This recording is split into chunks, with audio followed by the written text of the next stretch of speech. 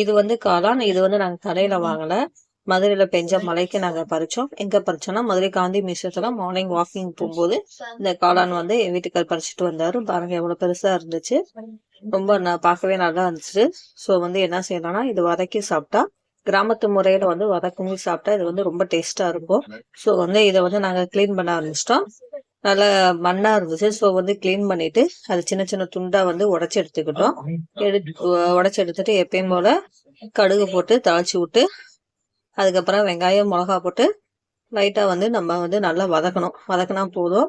வேற எந்த இன்கிரீடியன்ட் வேணாம். ஸோ வந்து லைட்டா உப்பு போட்டு இந்த நம்ம வெட்டி வச்ச காளானையும் போட்டு நல்லா வதக்கணும். ஸோ வந்து காளானுக்கு வந்து நாங்க என்ன வச்சிருந்தோம்னா கூழ் வச்சிருந்தோம்.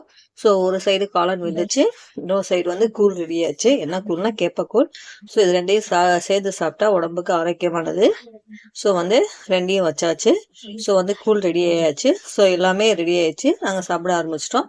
ஸோ ஒரு கிளாஸ்ல கூழ் ஊற்றியாச்சு. ஸோ வந்து என்னென்ன சைட் டிஷ்ஷுன்னு பாருங்க. காலையில வதக்க வச்ச காளான், அதுக்கப்புறம் ஆமை வடை, கொஞ்சோண்டு உருளைக்கிழங்கு சிப்ஸு, அதோட முக்கியமானது என்னன்னா மொச்சப்பயிர். இது வந்து இவ்வளோ மொச்சப்பயிர் 10 ருபீஸ் தான். மதுரையில் ஒரு கடையில் வாங்குவோம். ரொம்ப டேஸ்ட்டாக இருக்கும். அதை பற்றி ஒரு வீடியோ வந்து நான் போடுறேன். ஸோ எல்லாம் சேர்த்து சாப்பிடும்போது சூப்பராக இருந்துச்சுங்க. ட்ரை பண்ணி பாருங்க.